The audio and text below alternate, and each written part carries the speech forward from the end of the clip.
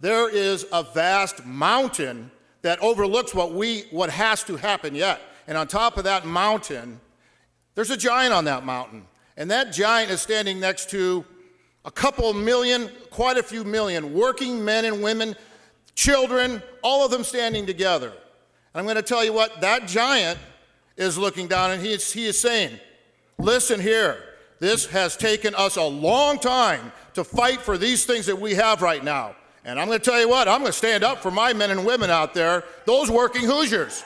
I'm standing up for them. That's why I feel a sea of calm, because I know that giant has awoken. He's not going to sleep. Mr. Speaker, members of the Assembly, we had probably a record time, never seen before, a 6-minute labor hearing where this bill was passed out of that committee. 6 minutes, all time. If we would not have had stood up for what we believed in, I venture to say it probably would have been a 2-minute meeting. Then, after the amendment process was halted on this floor, Mr. Speaker, you gave us 6 seconds. You gave us 6 seconds, and that was an eternity. These things are not going to be easily forgotten.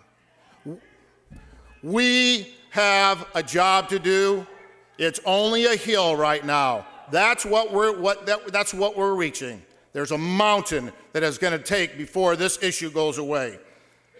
I tell you, I just spoke about this just a very little bit the other night, but it really, it goes down to the depths of my soul. Profiles in courage.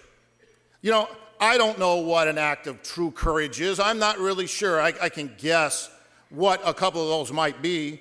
I'll tell you what, I never got dropped out of an airplane numerous times like my father did in the 82nd Airborne in World War II. I never got dropped off a plane in a wooden boat that they called a glider and was dropped behind enemy lines in World War II. I did not give up my life. I did not serve. I wasn't in Iraq. I wasn't in Afghanistan. I didn't have that opportunity, and it didn't happen for me. But I believe thoroughly, deep down in my soul, every person, every man, woman, and child at some point in their life, there has to be some stance. There has to be some act of courage that takes place in that person's life. I don't know if this is mine.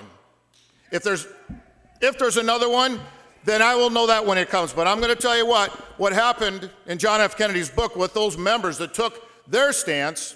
There were a number of them that never got the chance to return in that way. And I'll tell you what, if that is what that act is, I'm okay with everything that's taken place in this chamber today, because the voice of the people was heard.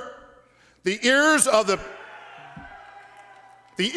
people did hear. And I don't know what else there is to say from there. Vote no. Representative Kersey.